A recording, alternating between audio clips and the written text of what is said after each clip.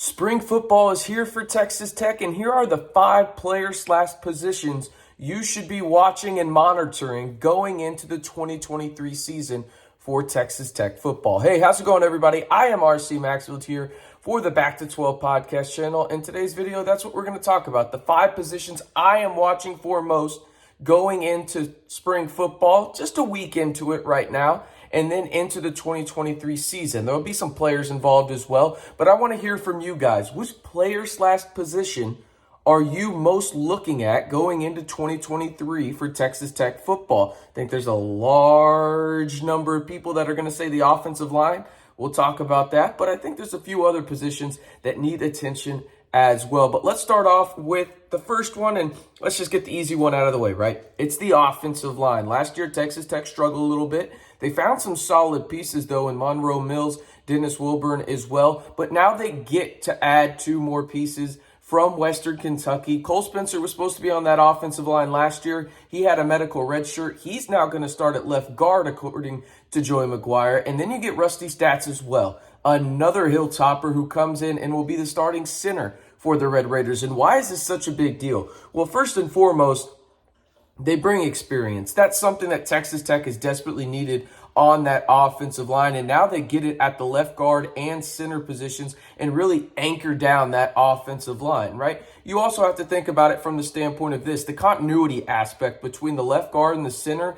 Yeah, it's not the end-all be-all to a great offensive line, but it definitely helps. They also know Zach Kittley's offense. You got a trifecta in terms of positives there if you're Texas Tech in that offensive line. And I think it also allows you to get guys into a more natural fit, if that makes sense. You're going Monroe Mills at left tackle, Spencer at left guard, Staats at center, Wilburn at right guard, and then Caleb Rogers and Monroe Mills have flipped, so Caleb Rogers is now at right tackle.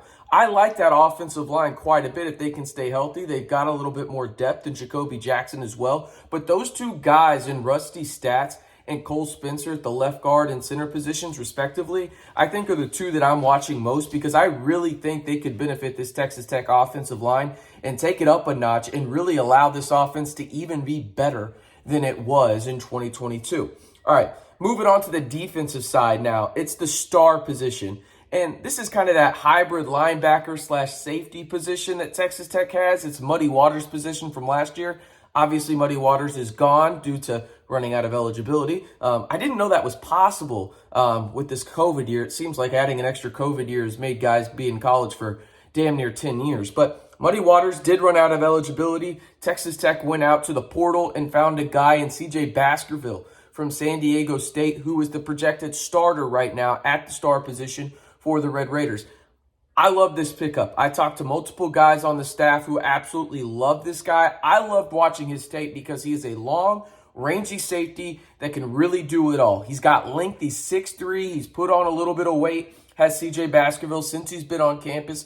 And I really like his game. Why? He can play that center field position where he can drop back into coverage and really be a ball hawk. His length allows him to do that. He's 6'3". He's got a long wingspan. He's rangy. He can move sideline to sideline.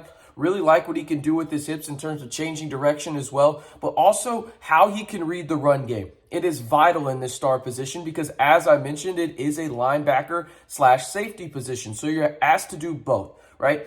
I really like what he can do in terms of really reading the run game, whether that's in the A, B, or C gap, right? He's not afraid to go down there and lay the wood when it comes to lowering his shoulder and getting dirty and mucking things up when it comes to the run game. I really, really like what he brings to the table. And it's one of those things now where you're figuring out who the depth is going to be behind him. You've got some guys there that I like as well. But CJ Baskerville is going to be the guy that I think people are going to ask themselves, who is that guy?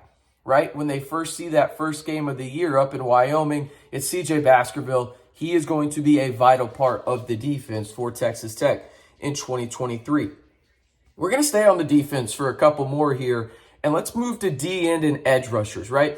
When you think Tim DeRuyter as a DC, you think he is going to get the job done and have an elite edge rusher. Just think about it. The last 2 years that he's been a defensive coordinator, one at Oregon, you have Kayvon Thibodeau. He was a top 10 pick. You're going to have another top 10 pick in Tyree Wilson, right? Do I know if they have another top 10 pick on this roster? I don't know, but I do know that Tim DeRuyter is going to get the absolute most out of the DNs and edge rushers on this team. And the two guys I'm watching most are Miles Cole and Steve Linton. Now, they've been kind of the talk of the town when it comes to the defensive line. Still got to show some love to Hutchings and Bradford for coming back. Those are going to be the anchors of the defensive line, much like Cole Spencer and Rusty Staats, are going to be the anchors of the offensive line. But you think about what Cole and Linton do for this defense, right?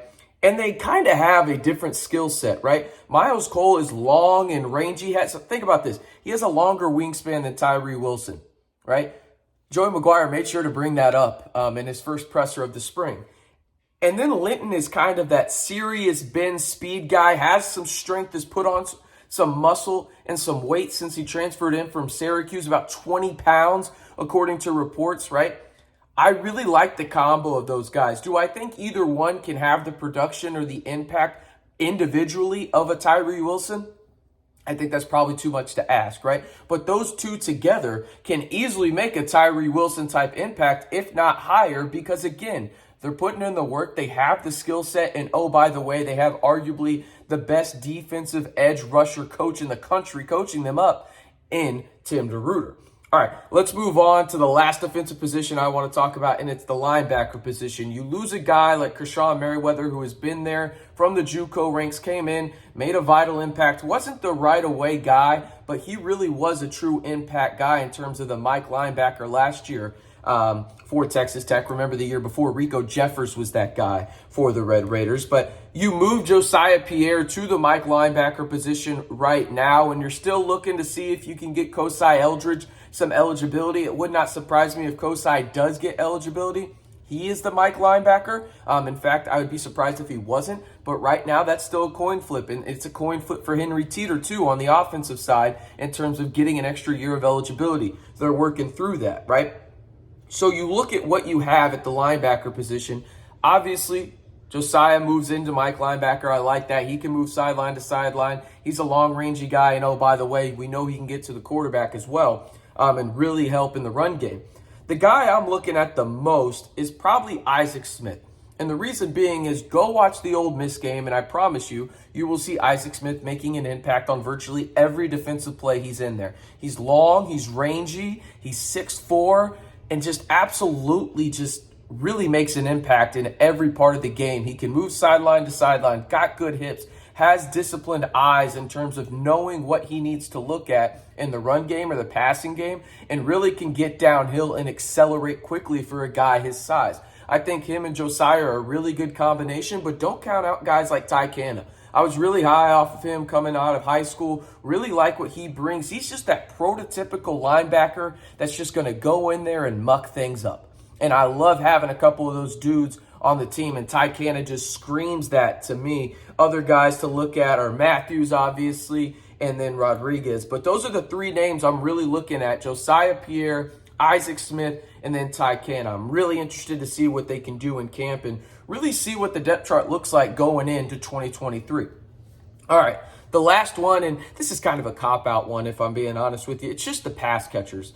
And Texas Tech last year, I thought, had some solid performances from their pass catchers, but overall, I thought it was like they had some good ones, but there wasn't a lot of consistency, right? And part of that is to do with the quarterback situation, not trying to put all the blame on the wide receivers, but having three quarterbacks play in 1 year, you're probably not going to have a lot of continuity and just reps throughout the week due to injuries and whatnot.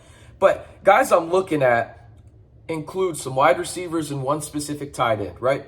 The wide receivers is this for me. Who steps up on the outside opposite of Jerron Bradley? Jerron Bradley's your wide receiver one. Is it Loic Fungi? Who you got on the outside, right? Is it going to be J.J. Sparkman, Trey Cleveland, now transferred out, right?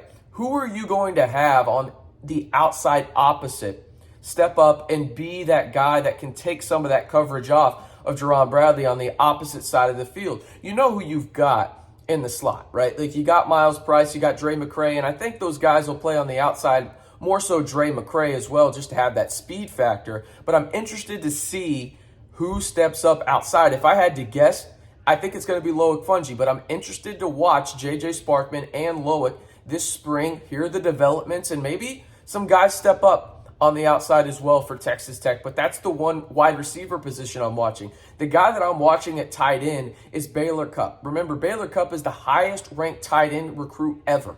Let me repeat that. Baylor Cupp is the highest ranked tight end recruit ever, according to 24/7 and Rivals, right?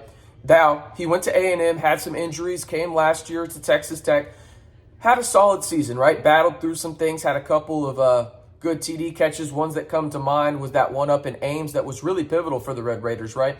I think he's going to be a vital part to this offense, and I think you're going to see Texas Tech use the tight ends more in the passing game now that the offensive line looks to be improved. It has more depth, right? Mason Tharp not practicing right now during spring. Henry Teeter, he's trying to get that extra year of eligibility. As I mentioned, Baylor Cupp is the guy right now, right?